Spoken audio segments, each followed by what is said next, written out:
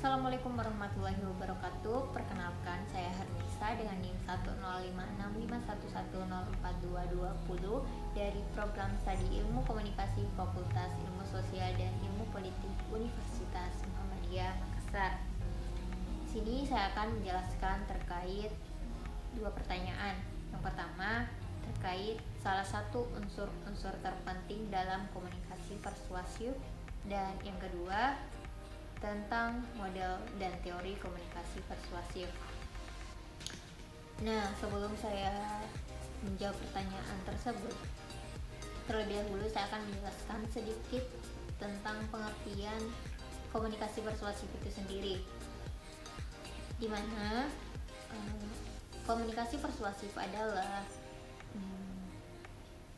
komunikasi yang bertujuan untuk mengubah atau mempengaruhi kepercayaan, sikap, dan perilaku seseorang sehingga bertindak sesuai dengan apa yang diinginkan oleh komunikator.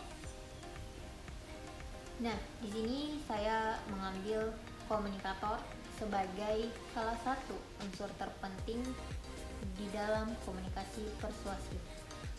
Nah, di dalam komunikasi persuasif, peran seorang komunikator sangatlah penting dan berpengaruh. Komunikator sendiri itu adalah pihak yang mengirimkan pesan kepada penerima atau komunikan. Komunikator bisa berupa perseorangan, kelompok, atau organisasi. Komunikator bisa ditemui dalam berbagai proses komunikasi, misalnya dari komunikasi interpersonal hingga komunikasi massa.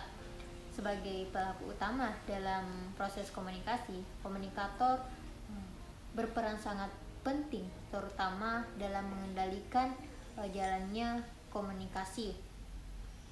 Sebagai contoh, seorang komunikator harus mencari terlebih dahulu latar belakang sosial, budaya, pendidikan, serta ekonomi dari komunikan supaya pesannya dapat tersampaikan dan diterima dengan baik oleh komunikan.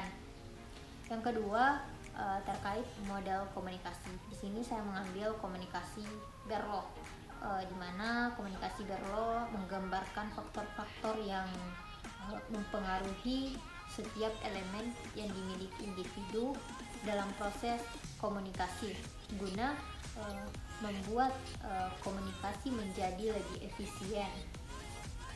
Dalam model komunikasi Berlo terdapat dua unsur, itu encoder atau decoder yang dianggap penting. Encoder artinya menjadi atau memformulasikan pesan, dan hal ini dilakukan oleh sang pengirim pesan. Sedangkan decoder artinya membaca sandi atau menerjemahkan pesan.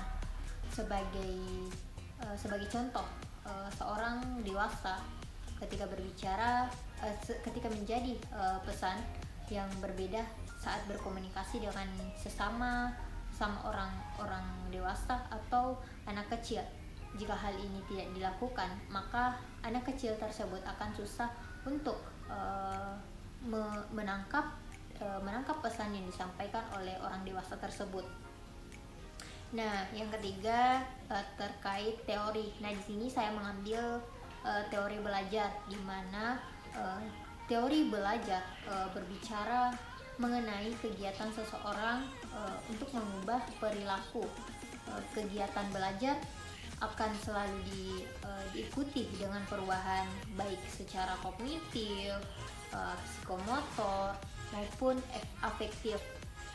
Misalnya nih, perubahan dalam hal kecakapan, keterampilan, sikap, pengertian, nilai, dan sebagainya. Di sini saya mengambil contohnya ya, ketika Amel yang merupakan seorang pelajar sekolah belajar dengan giat sehingga berhasil lulus ujian dengan hasil memuaskan. Lalu orang tuanya memberikan hadiah kepada Amel sebagai ungkapan penghargaan mereka.